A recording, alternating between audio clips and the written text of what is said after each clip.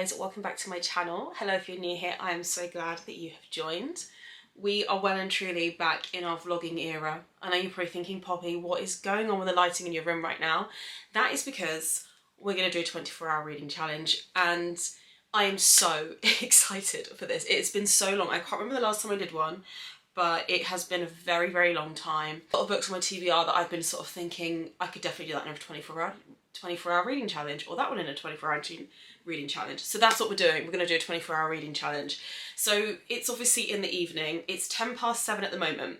So my thought process behind this was, if I start, because I find the hardest part is getting through the night, because obviously you just get tired. So I'm thinking, if I start when I've already done the day, I start reading at night and try and get through as much of the night as I possibly can, then tomorrow in the daytime, for the last 12 hours of it, it should be easier because I have to be awake in the day, I've got things I need to do in the day, and it's just daylight, I've got stuff I need to do. So it should be easier to stay awake till, say, by the time I actually start reading, let's say it's about 7:30, it should be easier to stay awake until 7:30 tomorrow night, then start tomorrow morning, read the whole entire day, get to the end of that, and then have to read all night long. No, I'm not sure if I could do that. So that's my thought process behind this. So that's why I thought we'd start that tonight. And I have got a really exciting lineup of books as well, like books that I am so excited to read. I will share with you guys my first pick for the 24 hours. Obviously I want to try and get through, well, at least more than one. Right, I want to get through more than one. So none of these books are overly long. They're not like 600 pages because otherwise it would be not an exciting vlog. So also I'm thinking, if I fall asleep, or if I genuinely am in the middle of the night and I'm like, I am going to fall asleep, there's no way I can stay awake, I am going to stop my timer. I know a lot of people do this, like they have their own takes on how they do this. Like some people will just do 24 hours of pure reading, but it might take them 3 days to clock up that 24 hours. Some people will leave the timer running. If they fall asleep, they just lose that time. If I think I'm going to fall asleep, I am going to stop my timer, because I do also want to read a lot of books with you guys as well, so that it's exciting. We've got more to talk about. So that means that those couple of hours, like potentially like 4 to 6 hours that I could be reading, I do want to keep that time and bank it. So that's how I'm going to do this. I'm going to try and stay up for as long as I possibly can. Maybe even try and do an all-nighter. But I have got 3 horses to keep alive, to ride, to muck out, to do hay nets for, like all that stuff. I've got a lot to do still this weekend, so I need to be not a zombie. So the first book that we're starting with, which I am so excited for, I've been wanting to read this ever since it released, is Satanic Shadows by Lee Rivers. So this is a dark fantasy romance. If you don't know who Lee Rivers is, where have you been? You have been hiding under a rock. She wrote the Edge of Darkness trilogy. It is one of the best trilogies of all time. It's like my second favourite ever dark romance series. It's just absolutely phenomenal. And then she released fantasy. She released fantasy romance, and I'm like a broken record when I say this, but am I not obsessing over fantasy right now? So you're telling me one of my favourite dark romance authors wrote a dark fantasy, it's a no-brainer. So I have no idea what this is about, apart from the fact that it involves shadows. That's literally as much as I know. And the thing that I love about this is that even though it's a fantasy, it's actually not that long. It's not like a 600 million page long fantasy, so it's going to be perfect to read in this vlog. How many pages actually is it? Okay, it's literally like 240 pages. So we are starting kind of small, but obviously I want to get through a couple of books. I want to try and get through 3 in a 24-hour period. We'll see. So yeah, this is the first one. It literally says on the back, "In the shadows he waits. Seraphine Winters had a normal life, one she misses when she's kidnapped and taken to an island in the middle of nowhere. Forced to attend..." What is that word? That just made me feel so stupid. Quariaton. I don't know why. Now that I've said it, it's not that bad. Forced to attend Quariaton Academy. Am I stupid? Forced to attend Quariaton Academy, a castle full of immortal beings. The only way she can leave is if she passes all her classes. But as a human, she's hated for just breathing. With no way to fit in around magic and powers she never knew existed. And who doesn't hate mortals more than Dane Dalton? The Shadow Prince loathes everything about her, yet there are more secrets and lies than truths between the pair, and it's a race against time when the curse is revealed. That sounds really good. That actually sounds really, really good. So, yeah, this is first up on the 24-hour reading challenge. I'm going to get myself set up and ready to go, get my timer and everything ready. Oh, I'm so excited. These are my favourite challenges ever to film. I've had to grab the laptop because I want a big timer on here as well. Just finding a really cute aesthetic 24-hour timer, shall we? To keep me company throughout the middle of the night. Oh my god, that's so funny. The last time I used my stopwatch, I was on a 24-hour timer. That's been up there for ages. So let's reset.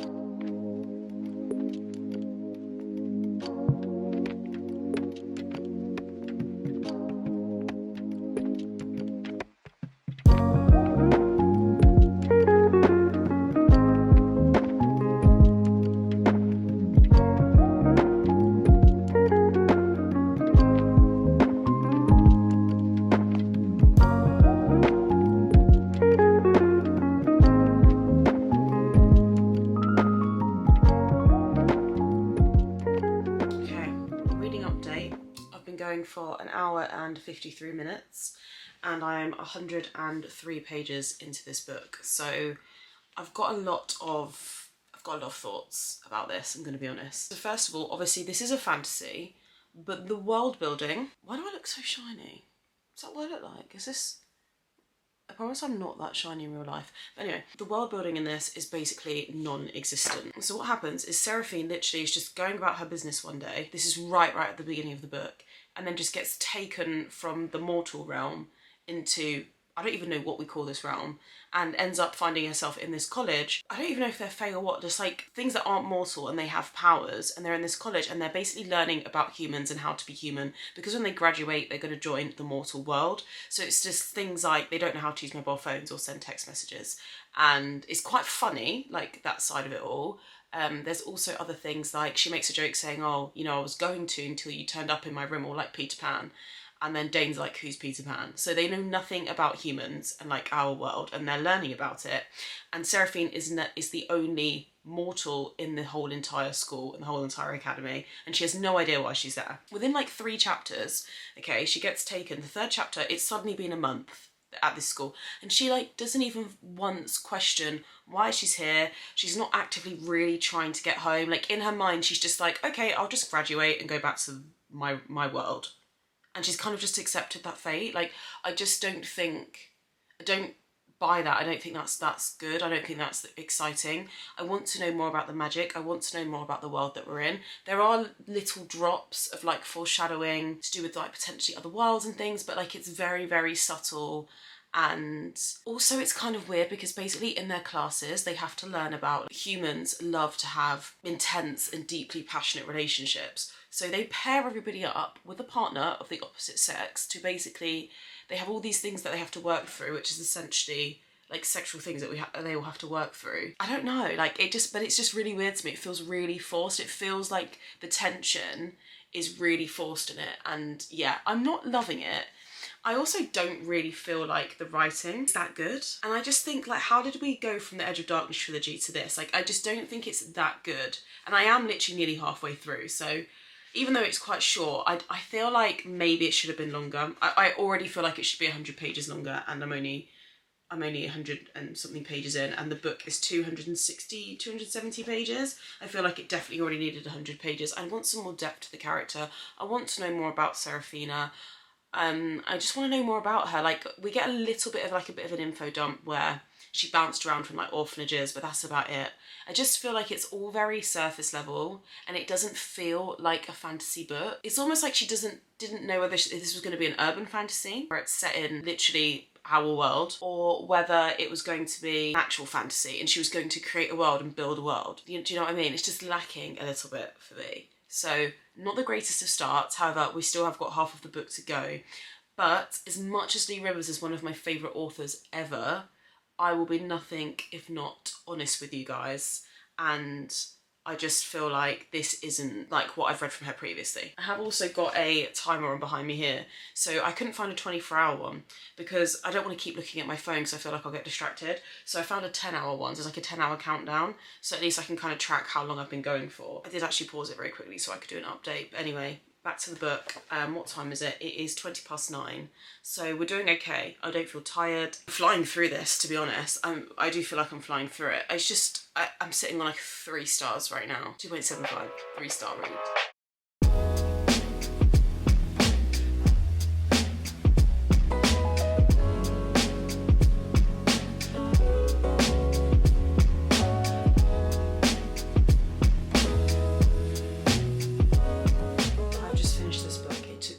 hours and 4 minutes to read this book, which was 270 pages. I don't know if that's fast or not. It is now, what time is it now?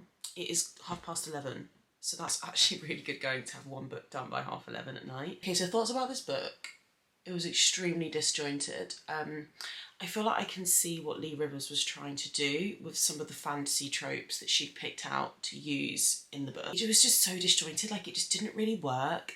I feel like the book was kind of random, and the plot almost feels subplot to its own book. Writing in it is nowhere near as good as other books of hers that I've read, like the Edge of Darkness trilogy. This is nowhere near as good as that. I didn't really feel like I was reading a fantasy either. It's not the worst book that I've read in the world, because obviously I didn't DNF it, but I honestly think it's like a 2.5 stars, which pains me to say because I love Lee Rivers, but I can't pretend that this was a good like dark fantasy when I compare it to other dark fantasy that I've read, like Zodiac Academy or the Orc-Rose Academy series by K.M. Moronova. Like this is just this doesn't compare. A lot of the tension is based off of, I mentioned in my previous update, that immortals are given assignments to behave like mortals do, and that's where like a lot of the steamy, spicy scenes come from, and it just feels very forced, and like there's not really much tension there because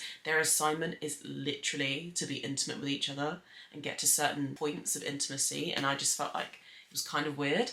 And also Dane, the way he literally refers to her as mortal, he says it like 100 times in this book.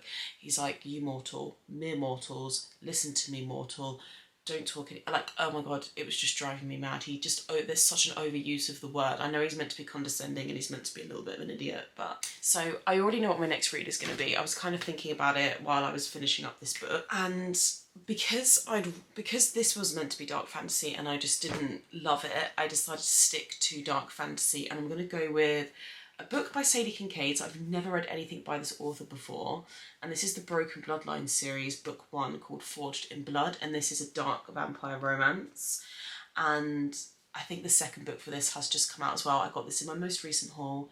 This is Why Choose, I believe, and it's meant to be really spicy and it's vampires, and I just feel like after reading that I just still want something that's fantasy that I feel like I might maybe enjoy a bit more. I've seen really good reviews for this, like 4 or 5 star reviews, quite a lot. I haven't seen loads of people talking about it, but I haven't read anything by Sadie Kincaid. I do have a book by her on my wish list, which is it called The Perfect Fit, which I also think is another I choose. So if I like this, probably might add that into another book haul in the future, knowing me. I'm feeling a bit tired, I'm gonna be honest. So yeah, it's like 11:36 now. We'll see how much of this I can read. I think I'm probably gonna download this on my Kindle, because this is on Kindle Unlimited. I'm pretty sure it is. I'm probably gonna download this onto my Kindle so that I can read this at night a bit more comfortably, dark mode, turn my lights off and just sort of snuggle down. On the back of this says, every few millennia a child is born. Some say they're marked with a curse, others claim they possess the power of the ages. Meet Ophelia Hart, lover of classic... I feel like there's been so many Ophelias in my vlogs recently. I read The Curse of Ophelia, then I read The Poisoner by Ivy Ophelia, and now we've got an Ophelia in this. Meet Ophelia Hart, lover of classic literature and unicorns, an orphan with no bee in her corner, no family, no friends, but it's her loneliness that fuels her life's ambition. So it says, Ophelia doesn't believe in vampires or witches or magic or ancient prophecies until she has no choice. Oh, there's a professor, Professor Alexandros Dracos. That is a fantastic name. With no idea of the power running through her veins, and yes, this is it. It's set at a university, so Montridge University. There are darker forces at work. This sounds really fun.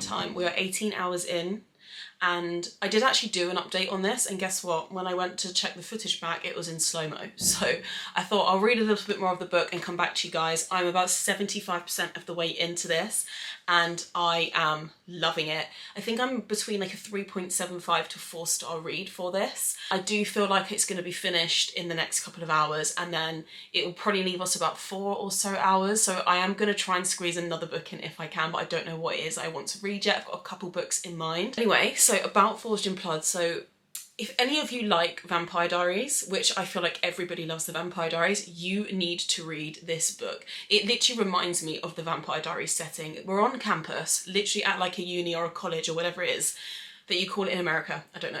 There's werewolves on campus, vampires on campus, witches on campus as well, and they all have their own like houses and sororities and things like that that you can, well, I think they call them houses, that you can like pledge yourself to, and there's like 4 vampire houses, 4 werewolf ones and 4 witch ones, but not everybody on the university campus is aware that there are also paranormal beings amongst them. And like, it's really, really fun. And Ophelia, our FMC, so she hasn't had the best life. She's been severely bullied. She's been in and out of foster care and in and out of the system. And even despite that, like sometimes she's a little bit whiny, but not actually that much. She's quite sassy and she does make me laugh. She's quite funny. And then obviously we've got the 3 vampires. We've got Malachi, Axel and Xavier. And obviously they bump into, so basically she sees them feeding off this girl and tries to stop it, and then they take a liking and an interest to her.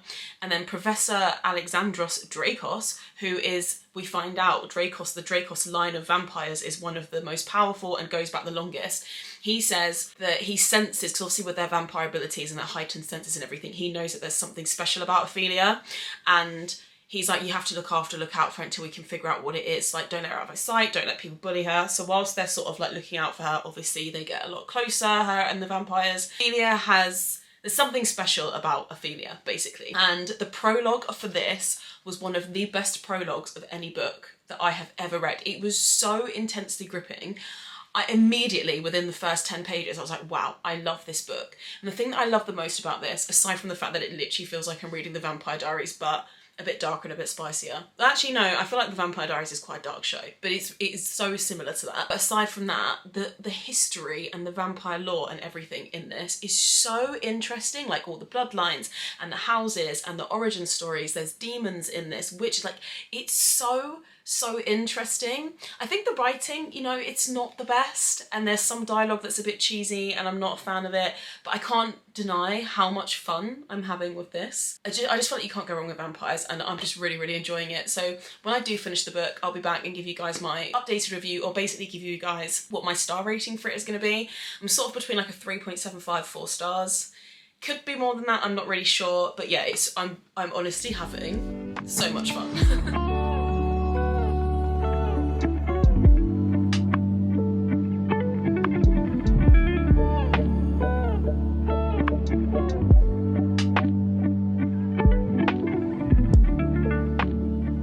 Literally just finished it. It hasn't really been that long since I last updated you, because I kind of just flew through what was left. So I think I said I was going to give it between like a 3.74 star rating. I think I'm going to go with 3.75. Just purely because, as much as I'm having so much fun with this, and I can definitely see, because obviously this is book 1 in a series, and I can definitely see how this is setting up the rest of the series, and like the magic and what's going to happen with Ophelia and how powerful she could potentially be and all that stuff. Like, there's a lot of foreshadowing there, but none of it ever really came out in this book, and I think that's why I'm just going to give it 3.75, just because not really very much happens in it. Even though it's really fun and interesting to read and it's just like a fun time, there isn't really, the plot doesn't really progress any further from information that we find out in the first, say, like 20-30% of the book. The relationships between her and like her vampire boys, like, as much as I understand why they feel this way about her because of what happens in the book, I do find it a little bit insta-lusty as well. But that being said, like, I would definitely recommend it. It is so fun for a vampire romance, definitely. I do want to get the second book. I definitely want to continue the series. I'm very intrigued to find out what happens with Ophelia as the series continues, and it's really, yeah, I've really enjoyed it. Very much enjoyed it. I've got about 3 hours left. 3 hours? 4 hours left of the reading challenge. So let me check my timer. Okay, yeah, I've got 3 hours left. What book am I going to be able to start and finish in 3 hours? I mean, obviously I don't need to finish it. It would be nice to finish it. So I've got 2 books here that I'm thinking about. So the first one is Hunt Me Darling by Marie Rose. And this is an MFM dark romance. It's book 1 in a duet, and I have been meaning to read this for a while. It's been in and out of a lot of TBRs, and it basically follows like an FBI forensic profiler, and it's to do with like serial unalivers and things like that, and it sounds really good. It may be something similar to the Sinner's Duet by Sophie Lark. I love those. Or maybe something a bit like Trisha from Trisha Wolfe, because she incorporates like criminology and psychology and stuff into her books. So this is potential. And then the next one is The Moon and His Tides by Gianna Darling. This was actually very kindly sent to me as an ARC by Gianna. I haven't got around to reading it yet. And this is a billionaire. This is completely different to what I've been reading. This is a billionaire romance. It's also polyamorous relationship, MFM, and it's set in London as well. I think this is meant to just be quite light-hearted, very spicy. I think it's celebrities or actors and actresses or something. Just very different to books that I've read so far. I was going to say this year. Obviously, it's only February, but I've been sticking to fantasy and dark romance, so this would be a bit of a palate cleanser, I think. So I'm gonna have a think about which book to start, just a quick think. I was gonna put a poll on my Bookstagram, but we're in the middle of a 24-hour reading challenge. Time is of the essence. I'm gonna just, I don't know, but you'll soon find out. Oh, I really can't decide.